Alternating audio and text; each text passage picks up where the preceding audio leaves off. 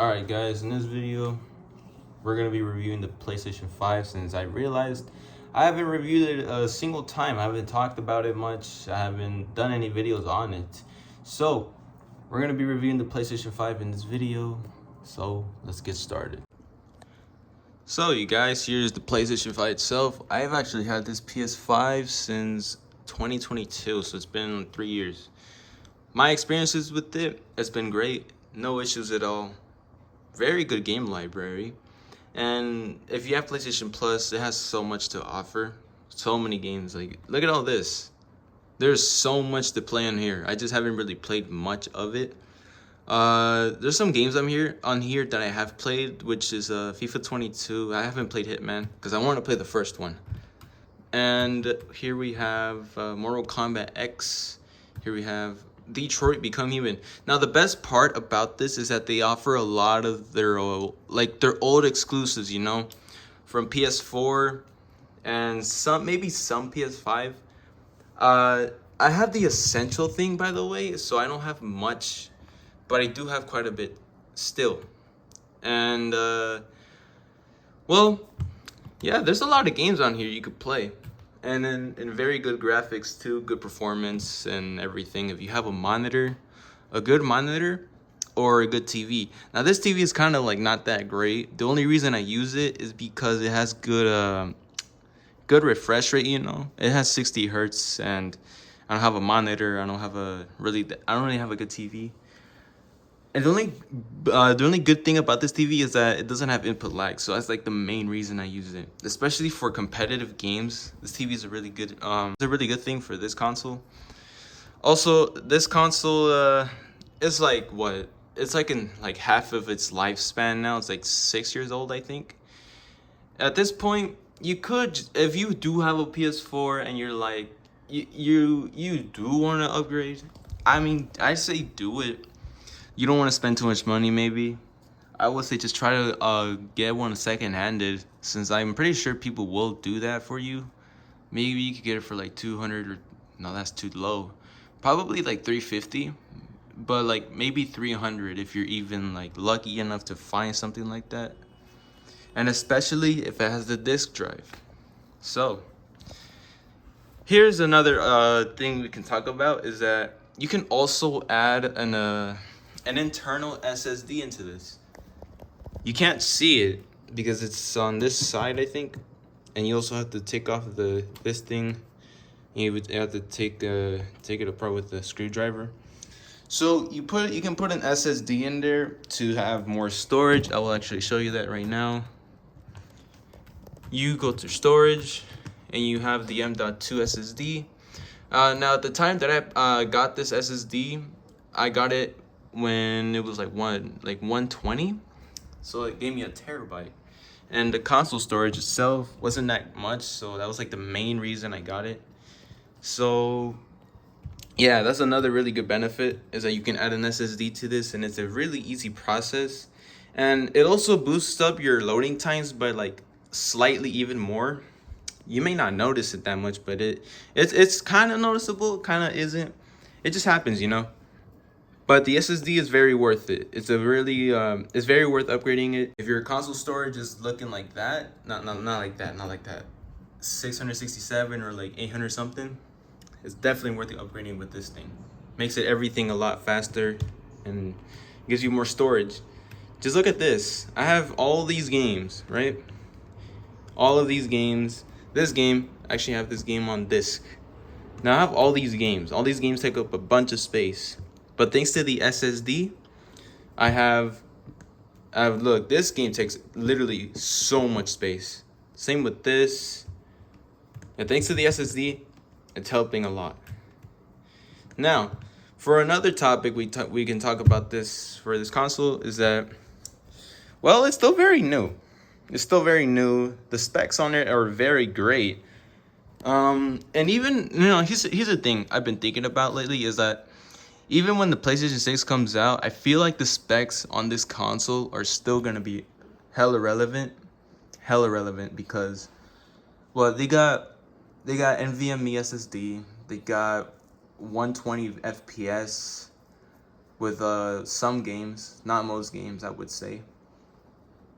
And you know, it's not an old console either. Like, I just feel like this console will still be relevant even during the PS6 lifespan. And but also with the PS5, I mean not the PS6, I don't really think we're gonna expect something so soon because of RAM prices. Maybe the companies might want to slow down a bit on that, so that's one thing to notice. So also, if you do have the disc drive for the PS5, it's really useful because if you have a lot of PS4 games like me, you can play all these on there. Like, I have a lot of them on here. So many. Now, let's get to the controller. My God, this controller is absolutely beautiful. It's amazing. The haptic feedback features are like the best thing of this controller. Literally, it mimics everything you do in the game. If you have vibration mode turned on, especially when you have it on high sensitivity or whatever. The options are right here, by the way. Let's go to it. Yeah, intensity, not sensitivity. So if you have it at strong intensity, of course it's gonna take more of your battery. But if you put it to weak, it's gonna take less. Or if you have it off, it's gonna make the battery last even more. But if you want to experience the nice features like that, like me, I suggest you keep it at strong standard because the battery still lasts. It still does. They got a pretty good battery on this controller. And yeah, you know, the one thing that is a huge problem nowadays is just the stick drift problem. You know, that's very common, but it's an easy fix. You just gotta buy one of those white little pieces. I'm gonna put up them in the screen on like Amazon. Maybe they're pretty cheap. To replace those on the controller that has stick drift, and it should work still. I tried it before. So then this console has a lot of exclusive games still, especially for PS5. I think they have, well, the most topic ones, the most talked about ones is like Spider-Man. I haven't played Spider-Man. I haven't played God of War Ragnarok. I haven't played any of these games. I really want to play Miles first, or maybe I don't know. I want to play the 2018 version first. That's the one I want to start with, and then we're gonna go on from this to this, and then this, and then there's like the Uncharted series I haven't finished yet. I'm on the first game with Nathan Drake collection. Should be here somewhere. Nah, hold on. It's gotta be here. Here it is. This game, I've only completed like maybe somewhat half of the storyline. I don't think so. It's in there.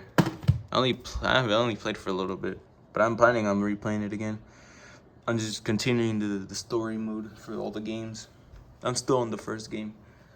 I played the fourth one when it came out on PlayStation Plus. It was a really good storyline. Very amazing. It sucks they didn't make a fifth game, which I really would have loved, but it didn't happen. Now, one last thing I should mention is that you definitely need a monitor for this console. A high refresh rate monitor with a good resolution. I think I mentioned that earlier before. I don't really remember. But yeah, definitely consider getting a monitor for this or something nice, you know. All I have is this 720p TV. Still works though. And yeah, that's basically it. You have you got a lot of games, you got good specs, good graphics, and there's a lot of reliabilities on this console. It's very reliable, trust me. And it'll continue to be reliable for the next maybe like next 7 years or so, maybe 8. The graphics, everything's really good. I don't see why they should not stop this. They should stop supporting this console. It should be supported even after the PS6 comes out. 100%. Now, that was basically all I have to talk about for this console. Maybe I'll make another video on it whenever I come up with something else about it, because I probably didn't explain that much. But I just explained what I had on my mind about it, you know, what I do know from experiences and everything. It's great, you know.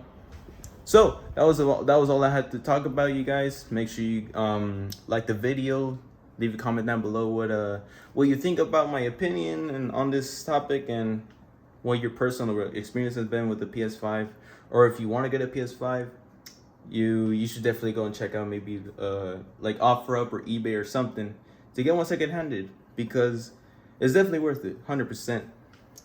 So I'll catch y'all in the next video. So peace out.